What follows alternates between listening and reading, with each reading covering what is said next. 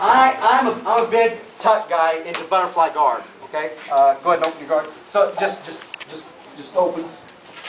When I'm here, as soon as I get him to open this, I open the door here. Boom.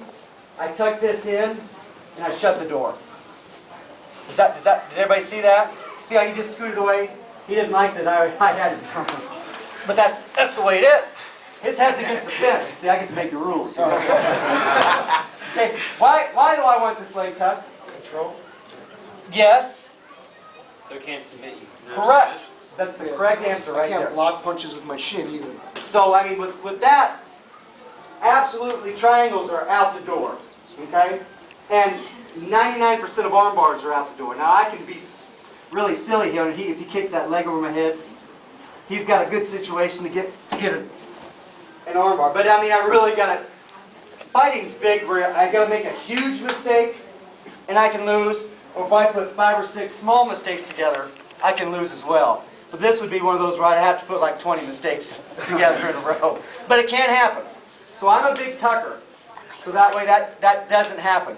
Now, from here I'm going to crowd him and I'm going to crowd around to the leg that I've got tucked. This is by far my go-to guard pass that I've really not had a problem with anybody ever stopping it.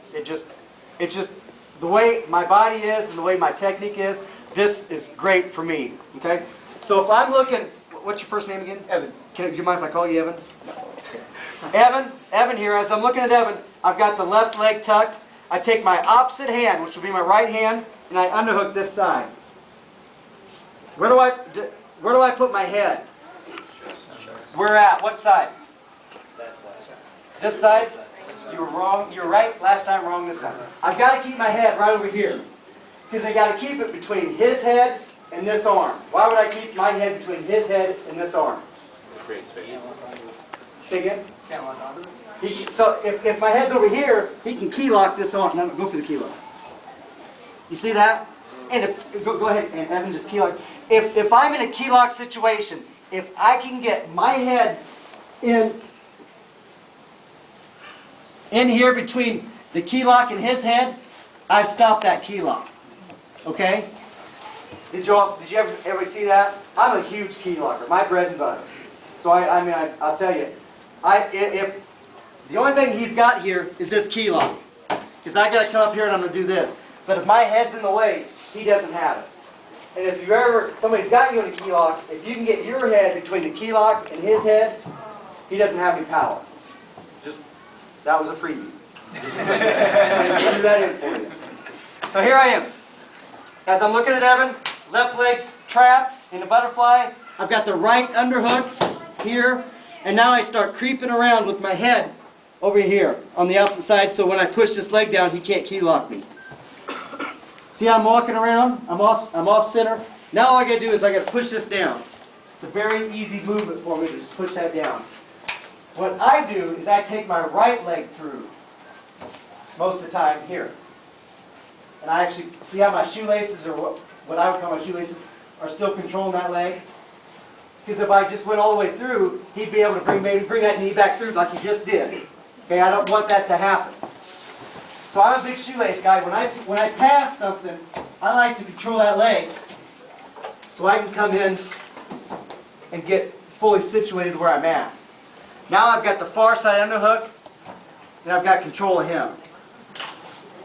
I'm going to do it to the other side, just so you guys maybe have a different view. Okay, I've got Evan's right leg. Which underhook do I need? Left. Left. Where's my head go? Right. Right. See how I'm coming around? Now it's safe for me to do anything I want with this arm because I've got my head in the way. Boom. I can come with my right leg over if I want. See how you just grab my leg? I don't want that. So what I usually do, boom. As soon as I get situated, I get him, and I get nice and tight, I can release that leg. Okay? I'm sorry, this may be a silly question, but I don't do karate. Sure, just... But as you're training to do that, the person that is on the, you train how to get out of that thing that you just have. The guard pass. Yes. So there any position where you just cannot get out of? Knockout. I'm trying to understand your question.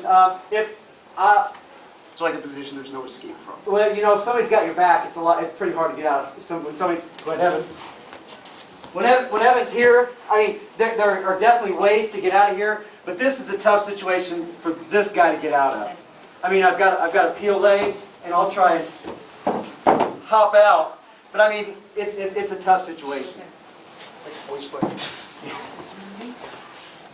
So that's my go-to guard pass. We're running short of time, so did everybody get a visual? Did everybody get a good visual of that? Because I'm not gonna separate you, if that's all right. Somebody got a question? I'll take a question. Situation question.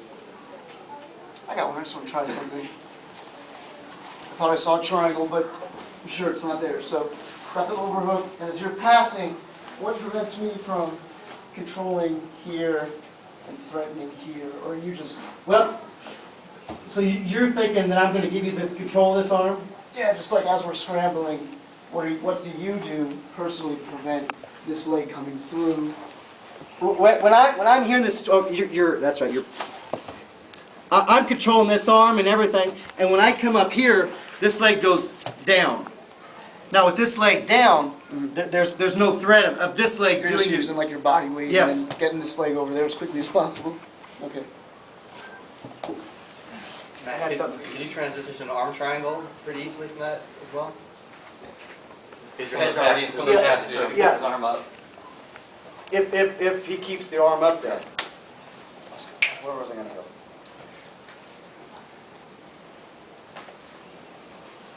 I don't know. Anybody else? It'll come back to me here in a second. One question. If after you have the underhook and they get their foot back around, what do you use to get your arm out from the underhook so they can't threaten you? You mean the overhook? I mean, like if he overhooks your arm He's talking and gets his shin back out, And he gets the shin back out? yeah, like back to closed guard.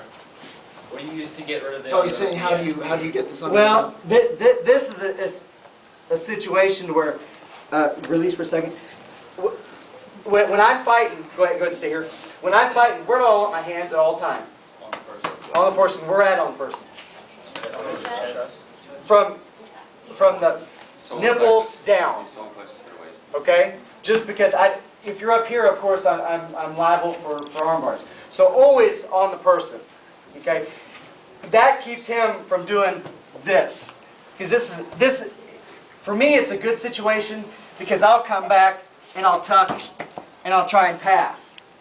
But I want to be the dictator there, and I don't want him to start dictating what's going to happen. Because he's going to look for a triangle as soon as he does that. I mean, He can punch too. that's an age-old triangle move to get him to do that when he gets that overhook.